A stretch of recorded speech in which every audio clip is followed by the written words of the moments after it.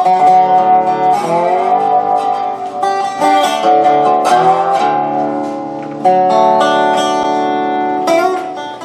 a horse poem. I've got a big place in my heart for horses. A horse poem. Don't be happy if you're sad. Don't be sad if you're happy. A horse will not trust what is not authentic. If the horse runs away, don't chase, sit down and examine how you feel.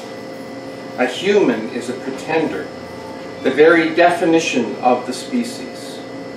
A horse is protection against demons that invade and make humans disbelieve their goodness.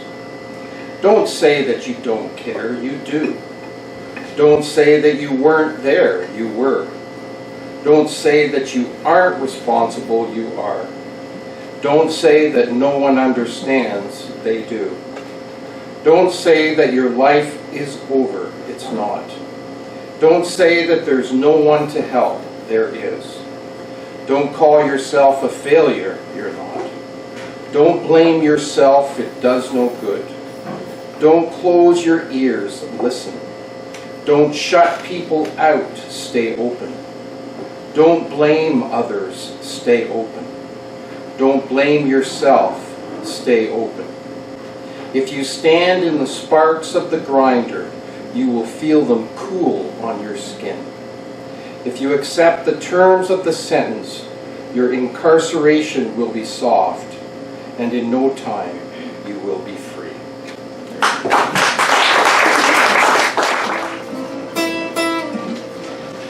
Do you want an original then? All right. This is about anybody who's had their heart broken and they're counting down till it stops hurting, which it doesn't do.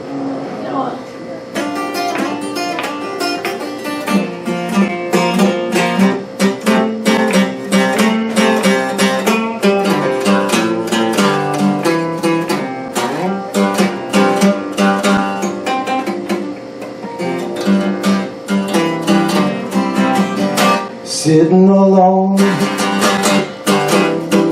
my thoughts consumed. I'm pouring empty bottles in an empty room. That's where you'll find me.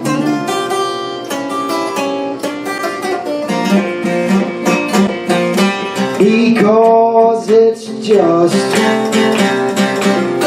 3 more drinks till I'm over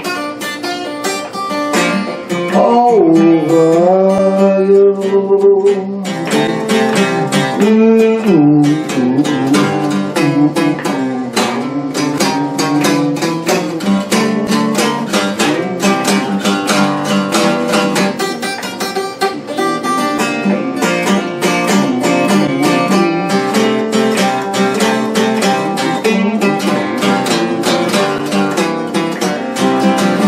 Pacing down the road,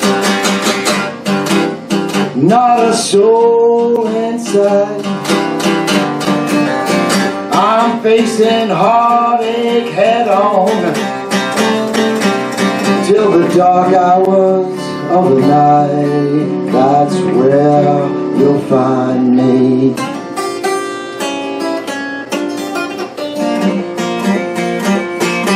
Because it's just 3 more miles till I'm over you.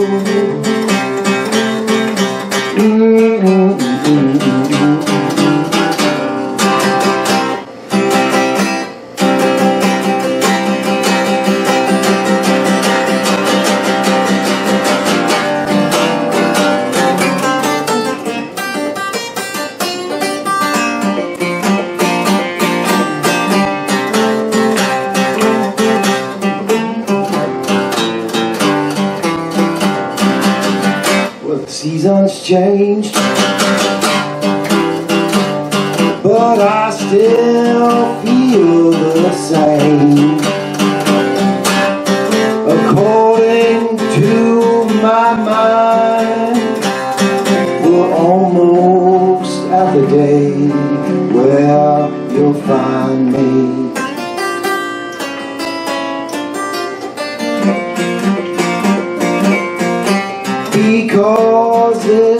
just 3 more days till I'm over you.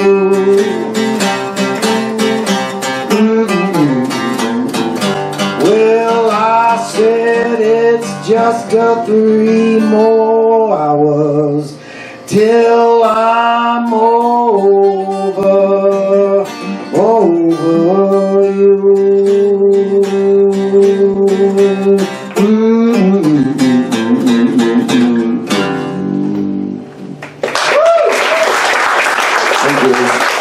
Outsider infiltrating here. I live in Waterloo. I work at the University of Guelph. And 2 years ago, I was diagnosed with something called acute promyelocytic leukemia. And, you know, it sucked. I wouldn't recommend it, all things considered. But it did kind of kick me into starting to write again after a long time of not doing it. And so I have written something resembling a book about that experience of having leukemia and getting lots and lots of chemo, and I thought I would read. I brought a couple, but I can read a couple more if we've got time. Okay. Grace. All right, this first one is called The Honey Locust. I can't feel my feet. I sit, cheeks tear-stained, on the edge of my bed and direct myself through the meditation my social worker gave me last week. I am a tree. Specifically, I'm the honey locust that stands outside my childhood bedroom in the house I grew up in. I'm here in that house now because at 33, I have lost the ability to live independently. I am a tree.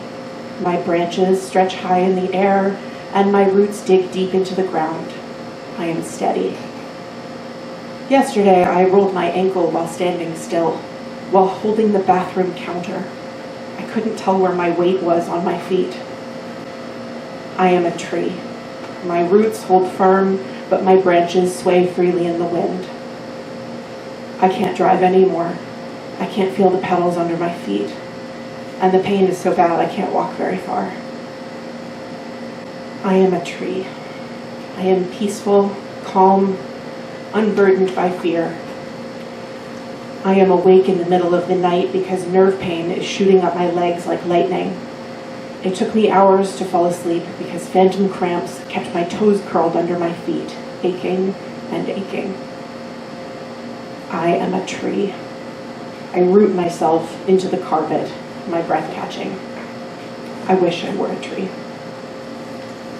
Wow. Basically, a few years ago there was a suggestion for songs, ultimately detailed for songs about the Grand River system, and I wrote a couple. And this is the one I kept. It's also about canoeing.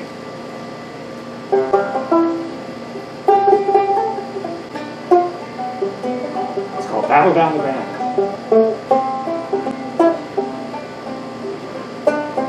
In case you didn't know,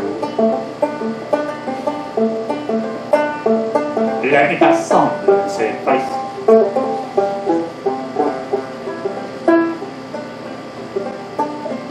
Southern Ontario has a water paradise.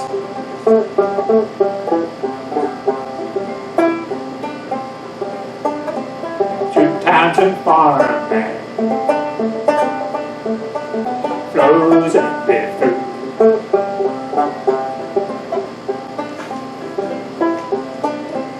Because she is so bad, that name will get heard.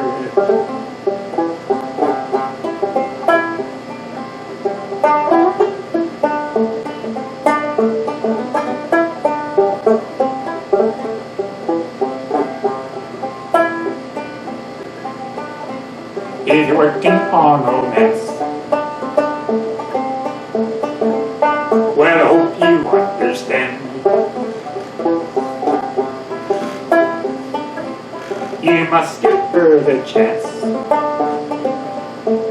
to paddle down the Grand.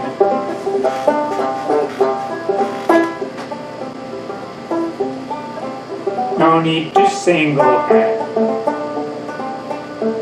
her canoe slow down. Just paddle down the Grand with a lady at the bow.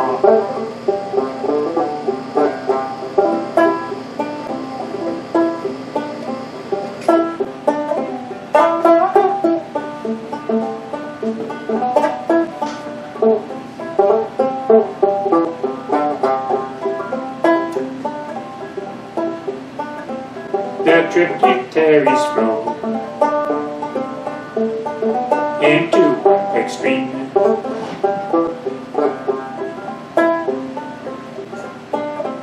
All places you can go to share this boundless dream.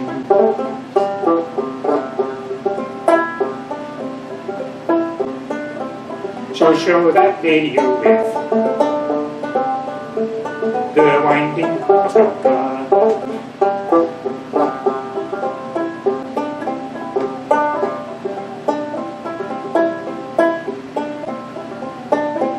Then take her down the myth, the speed and the Barbosa.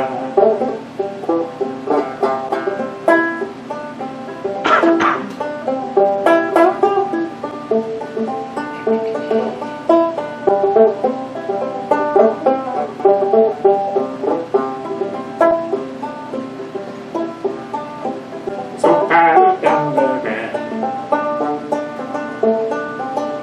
with a lady in the bow.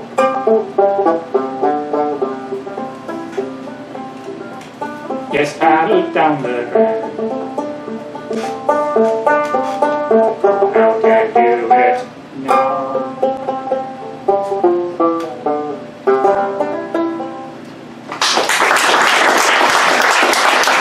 36 years ago now, and it was kind of a sad time for me because I had to move away from Windsor. I was going up to the University of Waterloo in Kitchener, or in Waterloo, I guess, yeah. And I was sad about leaving, and I was selling a lot of my stuff before I moved. So the title of this poem is called Garage Sale Degradation. And for those of you who've had a garage sale, not gone to one, but held one, you may be able to relate to what I'm talking about. So I don't remember when I wrote it, but it must have been right at the time that this was taking place. Old chairs, old tires, old picture frames, garage sale doom. One person's junk is not another person's treasure. One's treasures are, instead, another person's junk. To be open to such an invasion of one's personal belongings, to be scorned by the downward glances, the faces turning away, the unanswered good mornings, brings feelings of emptiness, tears of poverty, sadness for the pending move. Are they going to be given away, not worth something? Is not someone searching for their comfort value? Would customers show up a week from now? Or will the junk dealer have his way with me? Poem about 10 years ago. It was a perspective piece for a group I was a part of. Basically, it's called You See Me. It deals with a lot of aspects of that goes unseen, not only here in the region, but across Canada and many other parts of the world. You see me. You see me there on the streets, downtrodden in need of needed care.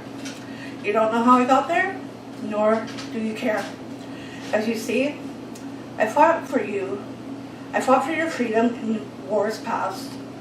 When I returned from the latest mission, my wife was gone, and so were my kids, as well as all the money.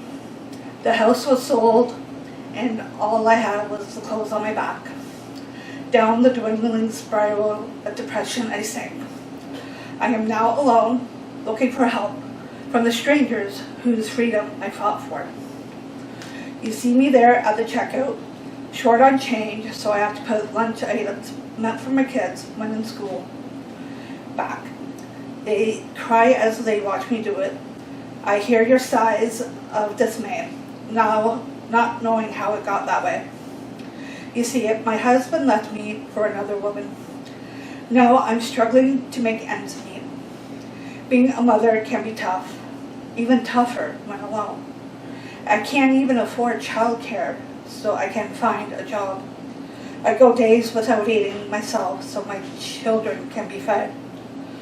You see me glaring through the window of the coffee shop. How fitting, eh?